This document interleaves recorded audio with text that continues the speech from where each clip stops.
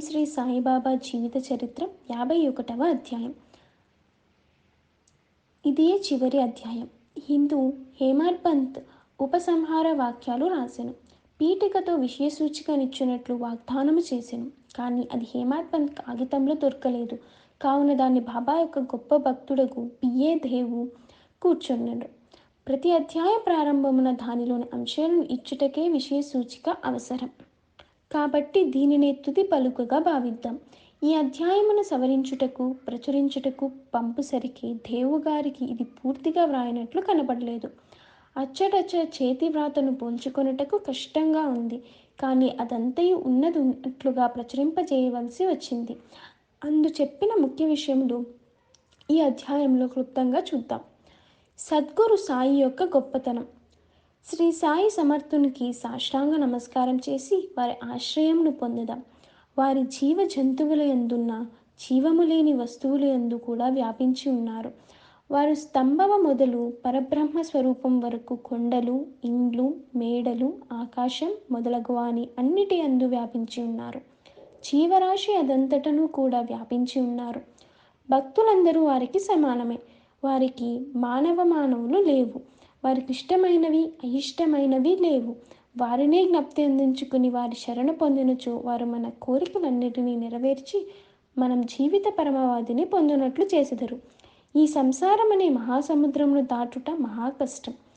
విషయ సుఖముల నెడు కెరటములు దురాలోచనలను ఒడ్డును తాకుకు ధైర్యములు చెట్లను కూడా విరుగ్గొట్టుచున్నాయి. అహంకారం అనే గాలి తీవ్రంగా వీచి మహాసముద్రమును కల్లోలపరుచుంది. కోపము అనసూయలను మొసలు నిర్భయంగా సంచరించును. అచట నేను నాది అను సుడిగుండలుండయి. ఇతర సంశయములను కిర్రున తిరుగుచున్నాయి. పరనింద అసూయ ఓర్వలేనితనం అను చేపలచట ఆడుచున్నాయి. ఈ మహాసముద్రం భయంకరమైనప్పటికీ సాయి సద్గురువు దాన్ని అగస్త్యుని వంటివాడు. సాయి భక్తులకు దానివల్ల భయమేమీ ఉండదు. ఈ మహాసముద్రంను దాటుటకు మన సద్గురువు నా వంటి వారు మనల్ని సురక్షితంగా దాటించెదరు. మనం ఇప్పుడు సాయిబాబాకు సాష్టాంగ నమస్కారం చేసి వారి పాదములను పట్టుకుని సర్వజనుల కొరకు ఈ కింది ప్రార్థనను చూద్దాం.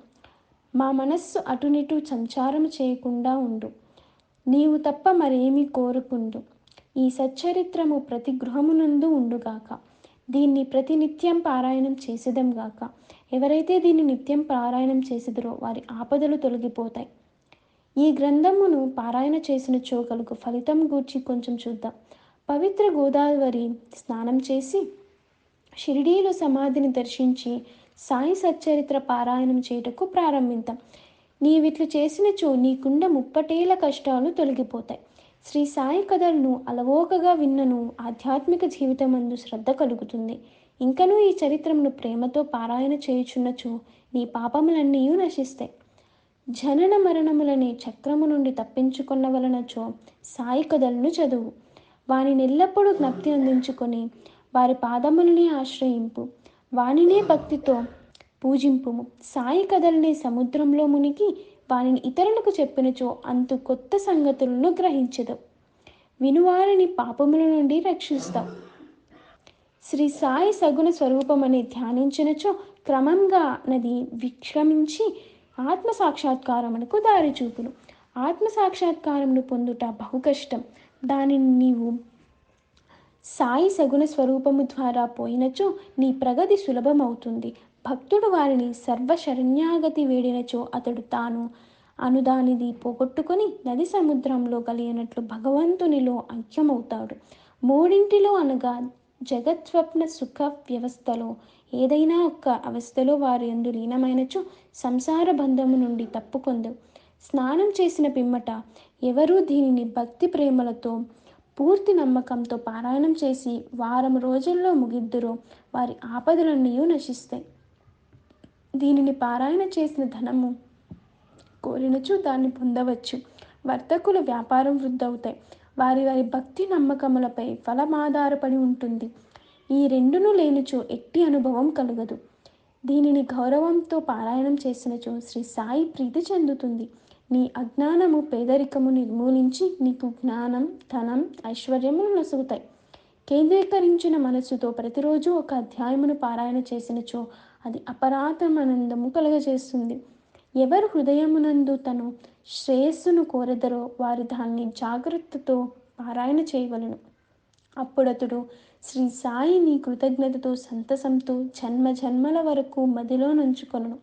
ఈ గ్రంథమును గురు పౌర్ణమి నాడు, గోకులాష్టమి నాడు, శ్రీరామనవమి నాడు, దసరా నాడు ఇంటి వద్ద తప్పక పారాయణ చేయవలెను. ఈ గ్రంథమును జాగ్రత్తతో పారాయణ చేసిన ఎడల వారిల కోరికలన్నీ నెరవేరుతాయి. నీ హృదయమునందు శ్రీ సాయి చరణములనే నమ్మిన ఎడల భవసాగరములను సులభంగా దాటగలవు. దీనిని పారాయణ చేసిన ఎడల రోగులు ఆరోగ్యవంతులవుతారు, పేదవారు ధనవంతులవుతారు, అధములు ఐశ్వర్యం పొందుతారు. వారి మనస్సునందు గల ఆలోచనలన్నీ పోయి తుదకు దానికి స్థిరత్వము కలుగుతుంది. ఓ ప్రియమైన భక్తులారా, పాఠకులారా, శ్రోతలారా, మీకు కూడా మేము నమస్కరించి మీకు ఒక మనవి చేస్తున్నాం. ఎవరి కథలను ప్రతిరోజు ప్రతి నెల మీరు పారాయణం చేసిదరో వారిని మరవవద్దు. ఈ కథలు ఎంతో తీవ్రంగా చదివెదరో వినెదరో అంత తీవ్రంగా మీకు ధైర్యం, ప్రోత్సాహం సాయిబాబా కలుగచేసి మీచే సేవ చేయించి మీ కుపక్తంగా ఉండునట్టు చేస్తాడు. ఈ కార్యమందు రచయిత చదువువారును సహకరించవలను, ఒండ్రులను సహాయం చేసుకుని సుఖపడవలను. దీనిని సర్వశక్తిమయుడైన భగవంతుని ప్రార్థనతో ముగిద్దాం. ఈ కార్యమును చూపమని వారిని వేడుదాం. దీన్ని చదువువారును భక్తులను హృదయపూర్వకమగు సంపూర్ణ భక్తి శ్రీ సాయి పాదములందు పొందెదరుగాక. సాయి సగుణ స్వరూపము వారి నేత్రములందు నాటిపోవునుగాక. వారు శ్రీ సాయిని సర్వజీవనములందు చూచెదముగాక. తదాస్తు. ఓం శ్రీ సాయి బాబా నమః. శ్రీ సాయి సచ్చరిత్ర సర్వము సంపూర్ణం.